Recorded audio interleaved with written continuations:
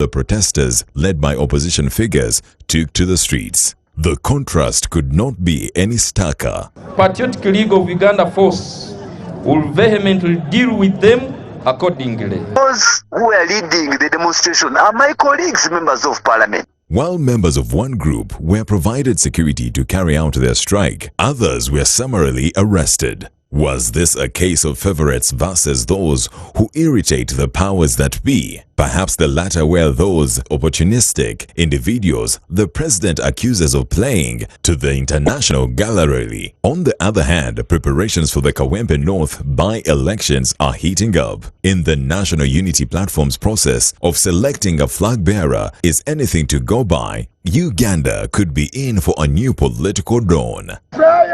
To enhance our unity. But the method which National Unity Platform has introduced has shown to the other parties and all of the objective politicians that it serves. The political parties have set the stage, with most having already selected their flag bearers ready for the battle. And we had actually 8 candidates, 9, and we zeroed also on. Will Ugandans choose? Will they choose because money? The Kawempe North race is expected by some to be a dry run for the 2026 general elections. Will the open favoritism that marked past elections be more pronounced? Will the conduct of security conjure up scenes of the brutal 2021 election violence that left many Ugandans reeling? This is The Frontline. About 15 months in Parliament. This, and with the National Unity Platform, the main opposition political party, starting off with a debate, an internal debate for this seat, are we seeing what will shape the campaigns for 2025-2026 across different political parties? Many constituencies across the country already, even before any formal processes begin, are registering upwards of 20 contestants. It's crazy. If you have a constituency like Bunyangabo County in Bunyangabo district, contestants for the for the general seat, so far I think it has about 19 aspirants. You go to constituencies like Fort Portal, Woman Member of Parliament, I think there are about 9 so far. You move across the country, people are campaigning like the election is happening in a month's time. So what does Kawempe say for us? How will it shape the contestation or shape the competition within political parties internally, but also amongst different political players? We see in Kawempe you have NRM with more than one candidate or aspirant. National Unity Platform had to have a debate, I think about 7 aspirants. You have the the Forum for Democratic Change. In the mix there, you have the Democratic Party. And that is broadly what we'll be discussing with the panel that I have here. Let me introduce the first one of our guests here by the title I have seen on his X handle. Honorable Dr. Vice President of the Democratic Party, Fred Mukasa Mbidde. Very nice to have you, sir. Thank you so much. I equally greet the panelists and viewers. You've been getting a lot of titles. You're also a lawyer for some group called the Vandemwe. Yes, the PhD, it is honoris causa. I obtained it from the University of Philadelphia. You know, there are 2 types. And one time we were exchanging with a professor who equally has a PhD academic. So we are now weighing which is more important, which is heavier. I said, okay, let us now explain how one achieves the other. With an academic PhD, you read hard, you conceptualize a matter, you write a thesis, you present it, and the University Senate, you, after spending sleepless nights, allows that actually I think you are fit to be. You must have published in a journal. Yes. Recognize it. Yes. Now, on the contrary, mine honoris causa, it is the university that spends sleepless nights studying about me. So it does so in such a way that it concludes, I deserve a PhD. So that is the difference. Okay. And the application of the title? Doctor. Yes. So that one is a prefix given to you once you have got, obviously, a PhD. Okay. Now, of course... When you get the other one? When it is the same. So the difference is practically why and how you have obtained the one. Very nice to have you on the panel this evening. From Butambala constituency. So this other one can't teach. No, this one you can't teach. Actually, you are awarded because probably you are teaching without. Because you know nothing. Not at all. You wouldn't obtain it if you know nothing. Because what are they studying about you if you know nothing? Here, you have proved beyond reasonable doubt that you do. There, they have themselves discovered that you do. So, which is which? Without any proof. So, it is more obvious with me than probably somebody who has spent sleepless nights. Okay. Okay, we'll let that for now. Dr. Fred Mukasa Mbidde. We have from Butambala County, Vice President in charge of Buganda region, Chairman of the Buganda caucus. I'm a deputy president. Deputy president. Yes. Of what? Deputy president. Of what? Central region, national interplatform. Yes. Yes. I was still introducing. Chairman of the Buganda caucus in Parliament, the Honorable Muwanga Kivumbi. I'm glad to be here after quite some time, and good evening, viewers. Is it proper to say good evening? Yes, it is. I think. It is from Mulanda, from Kape, from Chagwe, and Executive Director at the Uganda Media Center, and also a frontliner of Ono Opondo. Very nice to have you. Thank you, Charles. Good evening to our listeners and the viewers. I thought for Mukasa Mbidde, the doctor should be accompanied by a white coat. That would make him, endear him more. People not think that he knows the white coat. Put on the white coat. And from that would be comical now. And from his English vocabulary, he would really sound more. You know, there's been a whole debate. For him in China, they gave you nothing. He has been to China. He spent 6 months in China. I'm also a doctor. They gave you nothing. I'm also a doctor, but if you don't suffer deficiency in self-validation, there's no point using it. I think my brother Mukasa Mbidde is using it for self-validation. It is actually it is a state. It is a state of mind. It is called a state of extreme honorableness, honorific ability to dignity. Now, it is clearly a choice that people make. You know, there is two scenarios. Yes. One is, I think, a former university in this country that awarded quite a high number of doctorates to former veterans and generals from South Sudan, and that put in a bit of trouble. And then a group of Ugandans that went to, I think, somewhere in the Middle East and picked up quite a number of honoris causa PhDs, came back and applied the title doctor. And sometimes it causes some debate. But you said yours is from the University of Philadelphia? Yes, sir. In the United States. Very nice to have you gentlemen here. Just before we go into the deep... Is that a street? Yeah?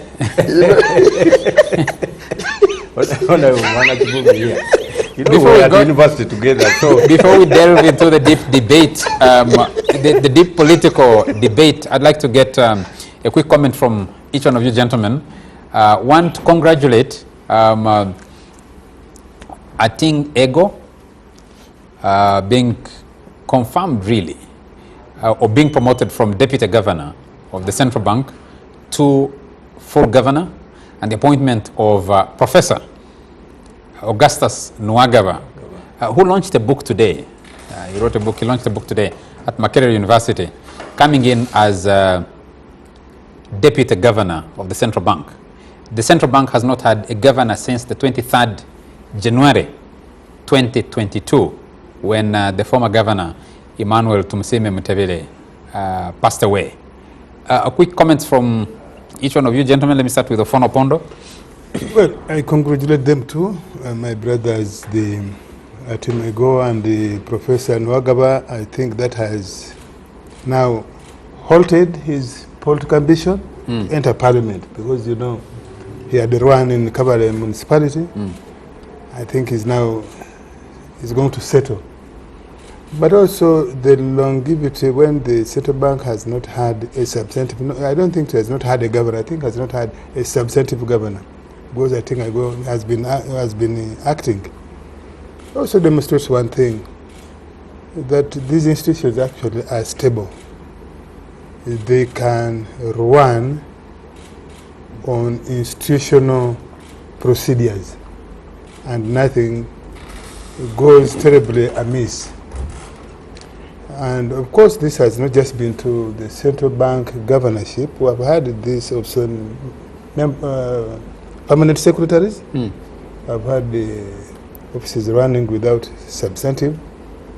We have had also cabinet, which then probably begs the question, why sometimes do we have all these people when we can run offices without some of them? Maybe it then calls for a review of the structure and mandate, and similar to what we are going to discuss, members of parliament.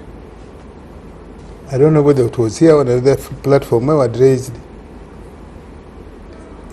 since we are running a multi-party system, probably this should be some of the consideration in the amendments, that if they come, if a member of parliament of NOP dies, like in this case, why not leave that constituency to be a matter for the party that won in 2021, like now 1 year?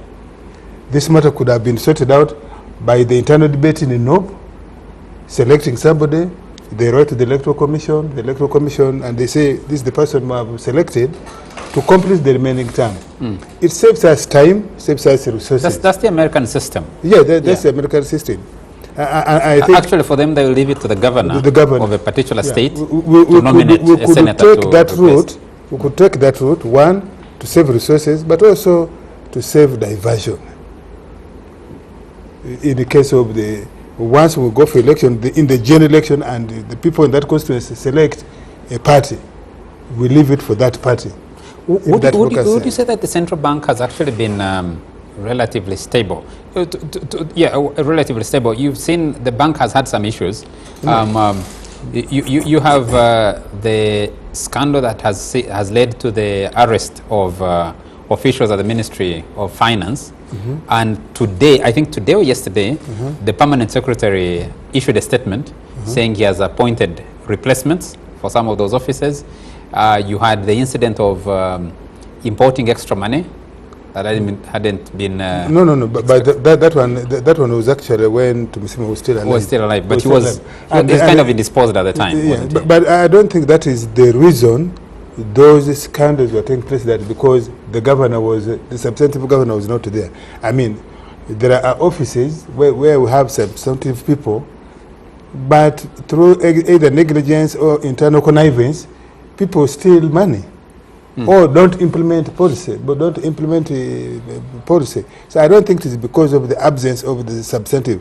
It is the loopholes that are in the systems. Okay. Yeah. I hear you. There is actually a country in Europe that ran for 6 months to a year without a government. Yeah, no, not Italy. Even Italy. It should be either Sweden, I think Sweden. But even Italy, sometimes they run for almost a year. You remember the time of Berlusconi? Yes. They would put him in jail, and then the system is running. We should really, probably that's why gentleman is right, build systems, have systems.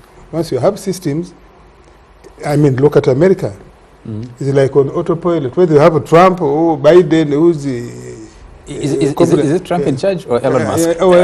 Let's move on to things are running. Do you know Muwanga Kivumbi? A quick comment. First of all, I've been in a room with the new governor, not once, not twice, a committee room of parliament.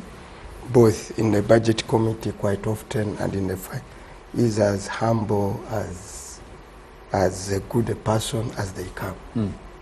You don't get so many people at that level as unassuming as that gentleman. Actually, if you met him in a corridor, you cannot hardly tell. He's been effectively the governor. You could not tell you've just bypassed a governor. And even when he's giving answers, he will really give you the answer you need without the accompanying. So it's airs around. So as for Professor Nwagaba, you know, we've been having debates here quite often. I think he has fought his way to where he is, and it is a test for many people. If you stick in there and you want it and you work hard, you can get it. But from my background and from where I am now, I don't highly sympathize with the people running Bank of Uganda, because the biggest chunk of our money today is on debt management. In the last budget, it was 22 trillion on one vote. That vote is in finance, but literally running Bank of Uganda. And now Bank of Uganda is the custodian. Is the bank for government. But because it's a bank for government, when debt falls due for government, Bank of Uganda stands in. And the biggest challenge has been that government has been failing to reimburse money. And that's why every other year you are capitalizing Bank of Uganda. And it is now running huge billions of money in debt rollover, about 8 trillion. It is paying about 6-7 trillion in interest. It must pay the debt as they come, yet government, on the other hand, does not come through. To the extent that the IMF had to force it now to recognize it as a loan. Okay. Now, that is posing. Of course, I'm not permitted to speak about an audit report, the Auditor General's report before me. But for the last 2 weeks, I've been going through the numbers, both in the treasury operations and consolidated account. You simply feel sorry for those gentlemen, for the government that is literally failing to meet its obligation on debt payment. And they have to come in. I've now looked, the public may not know, but they have now, to jump out of it, they've issued a bond to Bank of Uganda, because the debt had gone to 9 trillion. It has gone from 1.5 to 3. Every year it has been growing. And the government said, what do we do? Let us give you a bond. If I give you the cost of that bond, over the course of 20 years, you will fall sick. The bond is still dated, doesn't it? It doesn't date. But the interest that accrues to it still manages part of, with the treasury manager, what they call now debt bond switch. Now a bond switch, I was looking at figures. This is not classified. I was looking at figures. Last year, they did a bond switch of 685 billion. Over the payment period of the instrument, it's going to pay interest of 1.3 trillion. But is that because we have not had a substantive bank governor? Or? No, what I'm saying is that if you are managing... He said he sympathizes, with the two gentlemen that have the responsibility to deal with these challenges. To deal with these challenges. These are real challenges. Let's stop it there, because we need to switch into the other debate. For a bankrupt government, I need to find, to get a quick comment. The debt management hasn't been... Yeah, but phase you started on the bill, so that's good enough. At least for you. Dr. Mukasa Mbidde. Fred. You know, when we were studying, at some stage I had thought I was going to become a scientist. I didn't know I would later on, of course, become a lawyer. There are things I looked at in mathematics. You remember a quadratic equation? Yes. Where now the bank governor and his deputy are required to find X, they would tell us that X is equal to negative B, plus or minus. Yes. The square root of B squared minus 4AC all over 2A, and that it is intended for you to acclimatize yourself with calculating distance of a very moving object. Now, distance and location of an object that is moving at a very terrific speed. So, our economy is moving. Honorary Muwanga Kivumbi, having classified knowledge of the direction where it is moving, we will definitely adumbrate that matter. But I can tell you that we find that these are competent people. The only problem is whether they are going to be definitely confronted with competence in terms of what they are doing, they are going to do. I don't know much about the governor, but at least Professor Nwagaba, that one I know. There was a time, and I think that time the guild president of Byelele was Gerard Karuhanga, and Makerere University had been closed. Chambogo University had also been closed pursuant to student action. Student action, lecturers action. And so I formed what we call the NACOM from Kampala here, National Committee to Save Makerere and other universities. Now, when we were fermenting a demonstration, we were all arrested. Me, Karuhanga, Professor Nwagaba, we were bundled up by Kaihula's team, dropped in a vehicle where we actually saw General Kaihula was also there, and driven straight to Nakasero. We were dropped in a room where the president was clad in his military uniform. I looked at Professor Nwagaba, and we were now supposed to explain why we are doing what we are doing. Then we started fidgeting with the tertiary institution financing.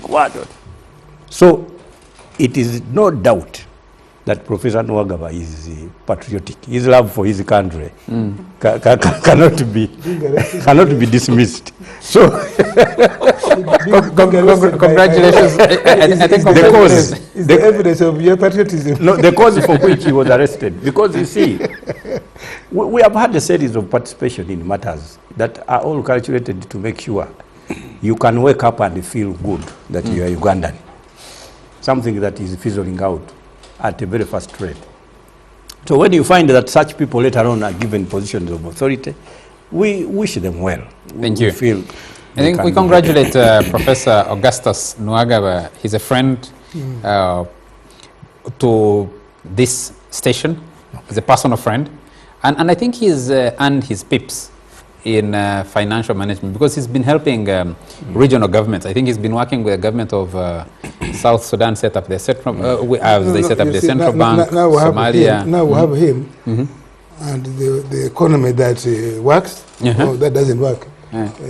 Gobi, the two of them from the academic world. We hope they will do the right things. You know, there was a scenario in South Sudan.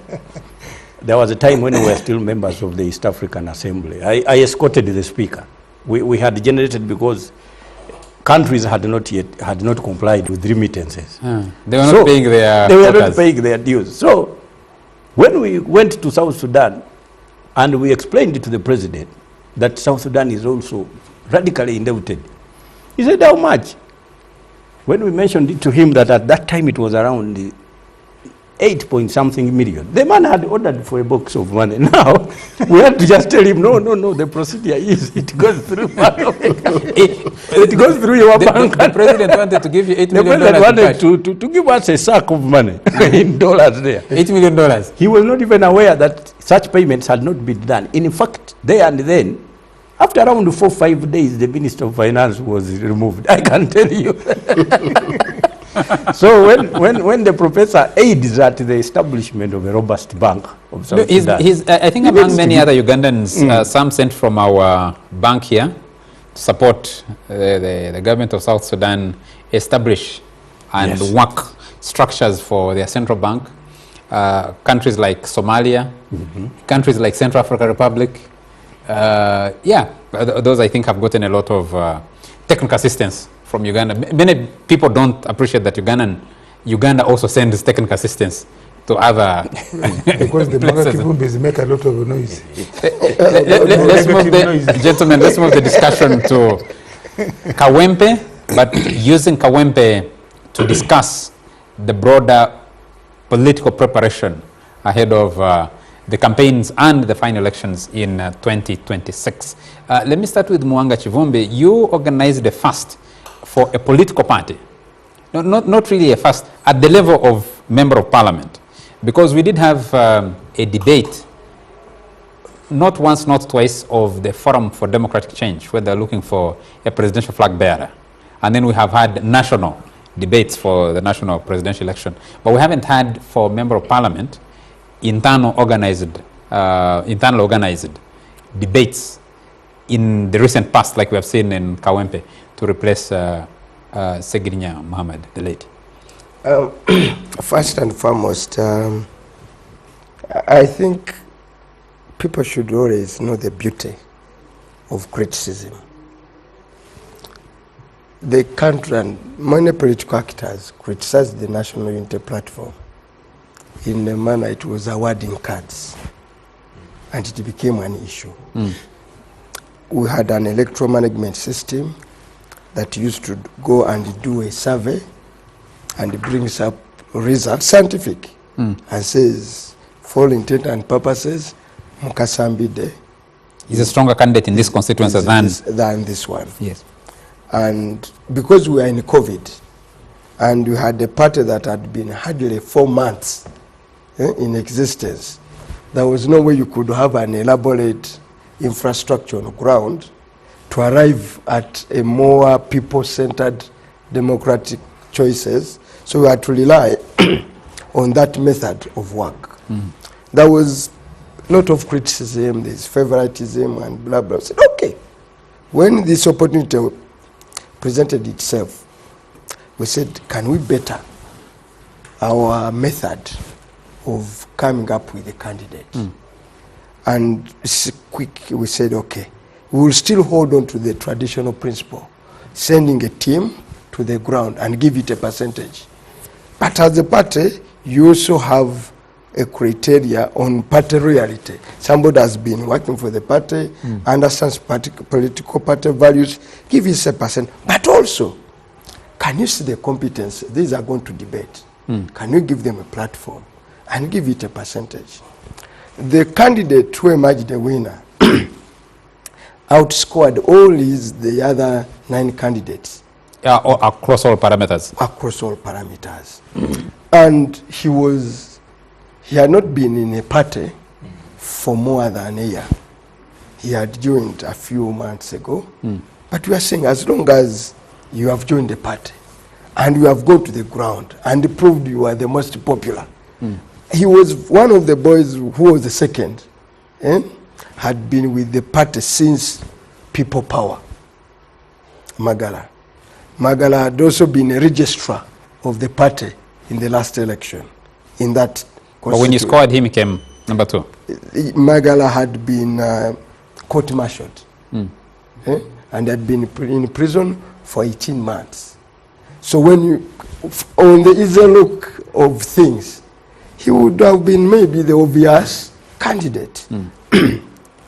But once the criteria was set, he scored some marks. So the emerging candidate proved to be Elias Narukola.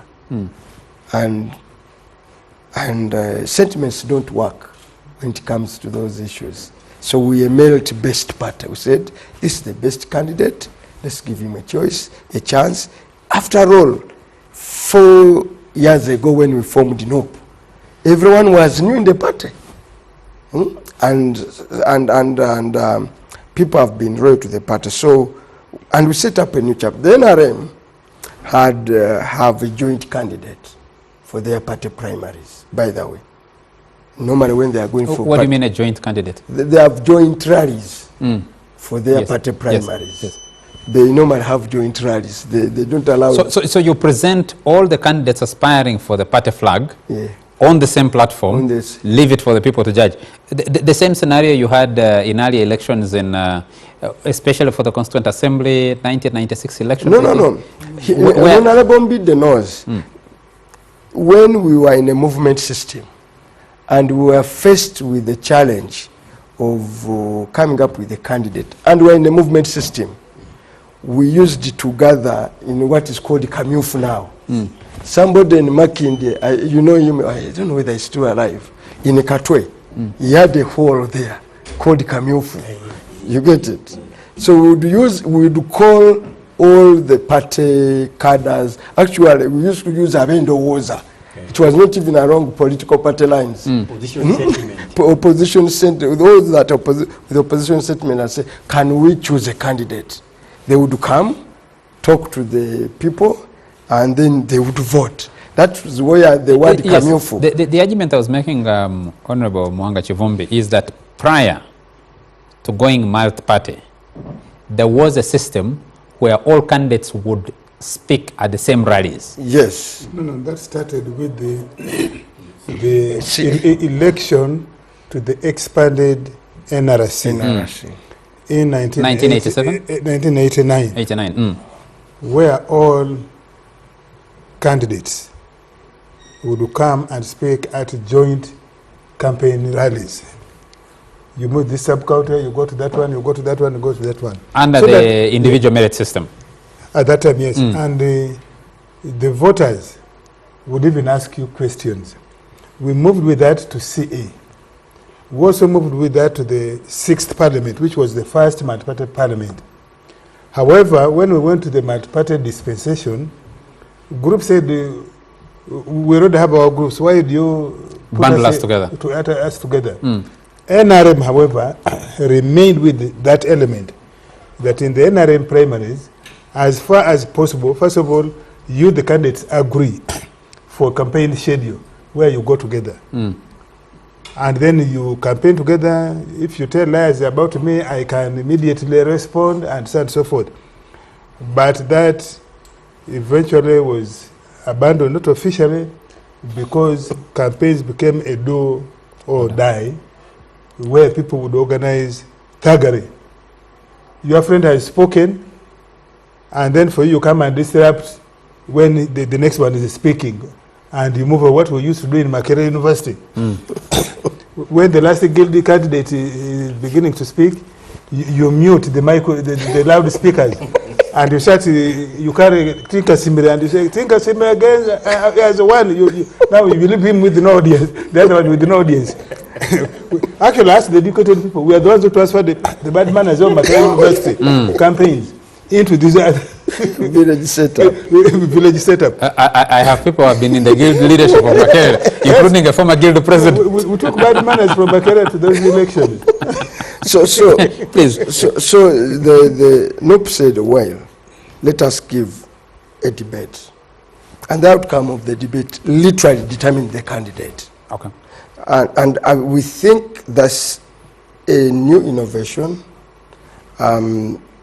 because we are still grappling with our constitution, which the Electoral Commission has not yet ratified, for all our changes that we made, that will literally give a party a democratic process of how to determine a candidate. But in the meantime, we are improvising. Okay. But we think we have also set an example. The other thing why the party primary of NOP was critical in Kawempe, that it could have been the real determinant who the MP will be. That gave it extra impetus. That in the perception of people, is that on account of what you say, you perceive as your dominance of that constituency? No. Yes, actually for this election, we are looking for a margin that will decisively show to NRM that it no longer has a footing in this space called Kampala and the surrounding. And you think NRM will acquiesce to that and just let you be? They will be so lucky to score above 30%. NRM in this by-election. They will and this by-election, it's your opinion that this by-election will also determine how the different parties play out? Because first of all, in the last election, for us, the National Unity Platform, we campaigned under COVID. We never gave this country our A game in politics. And since then, there hasn't been really an election near Kampala that can give us an opportunity. So in Kawempe, you expect to see the best of what the new generation can offer in politics, vis-a-vis the aging generation. So it is about everything. Yes, it will be about the people of the 1980s and the politician of the 2000s. Someone commenting on X, on the X platform, says, let Honorable Muwanga Kivumbi comment about this independent candidate, Luwemba Luswa Mohammed, whose tagline is for the legacy and continuity of Mr. Update, Kawempe North. I wouldn't love to be drawn in that pettiness, really, that I'm here on front line to zero on one candidate. But we are zeroing on NRM candidate. No, I'm not. I've just said about NRM, and I zero on one Alex Siruwemba. No. Really, if we participated in the party primary, and if he runs as an independent, he will be subjected to the disciplinary processes of the party. That's a given. There is no way we are going to tolerate indiscipline. Okay. So whoever wants to know, and knows it from me now, is that all those people signed before they were allowed to compete, that they will abide by the results of the election. Okay. Now, if anybody participated in that election, and on NUP, in the debate, in the whole process, because the debate was not just about a debate, there was a nomination that took place, and all other things. If you participated and went the whole way, and now at the tail end, because you've lost, you want to run, and you're a member of the National Unity Platform, you will be subjected to the disciplinary procedures of the party.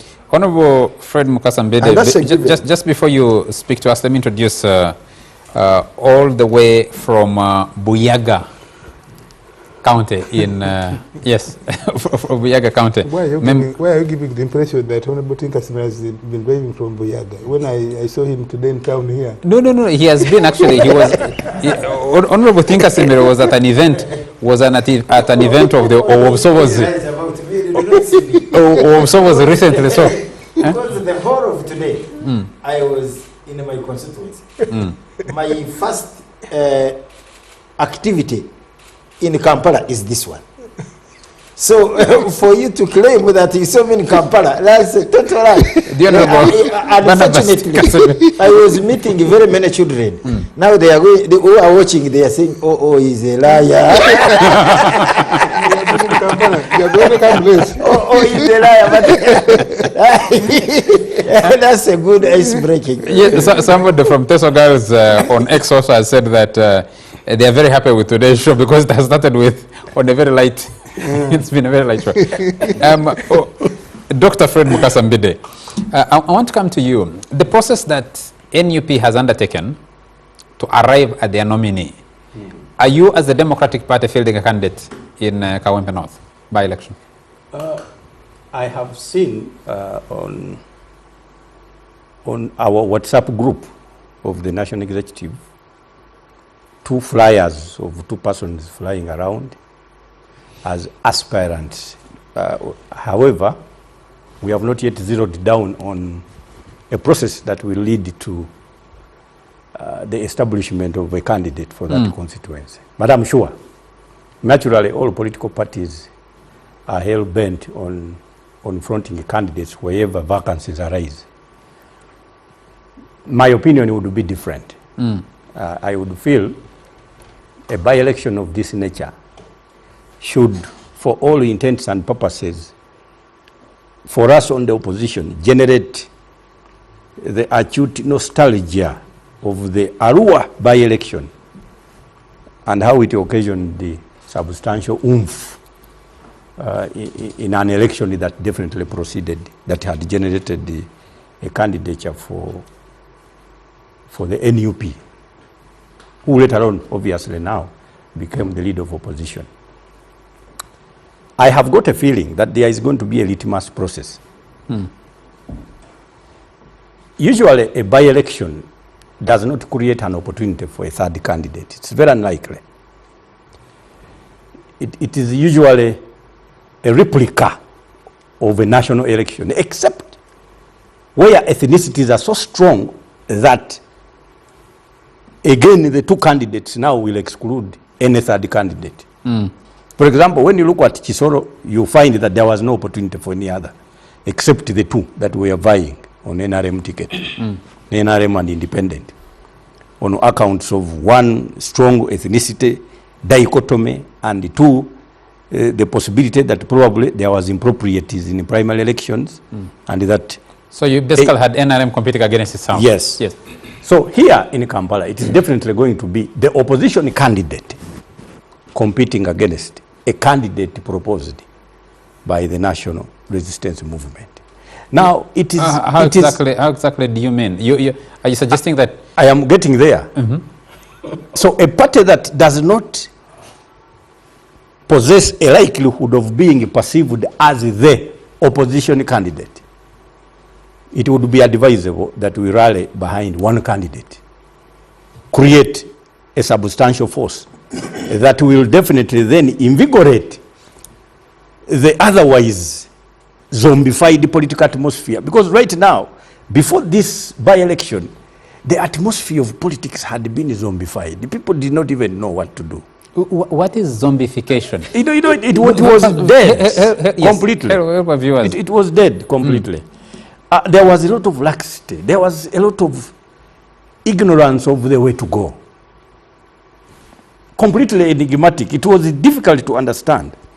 And I can tell you that this is a situation where farmers can all lean against their hordes without knowing any other direction to take. And this is what was happening. But this election is going to give now, particularly the opposition population now, a better way forward. A lease of hope, further electricity. Why? Because I know, when I look at how organized my brothers are, their method of organization is the direct competition against the state, and it will call for further arrangements by the state. Number one, they have also established brigades with the, of course, that adorning in what looks like, of course, like military uniforms. I've seen there's a video making rounds of the party president inspecting something akin to a guard of honor. Yes. A parade, something. That one, we can take it lightly. The state doesn't usually do so. For, however much you win, your actions are usually determined by the actions of your opponents. And the state now also is faced with a desire to sanitize its own image in the coming election on the international scene. So clearly what it means is these paramilitary setup are not going to be confronted by the official policing mechanisms of the state. So the state most likely is going to establish its own other mechanism. We usually, you remember, I am not a historian, but historians know the Gestapo of Stalin, and Hitler. Then in Haiti, we had the Tonton Machutes. Secret policing procedures are going to be established as an answer to, because these young people have no arms. They are not armed, but the biggest arm they have is their capacity to listen to command and control. They have got axiomatic faith in their leader. Now, the state usually fears a group of persons is capable of implementing any orders from their own leaders.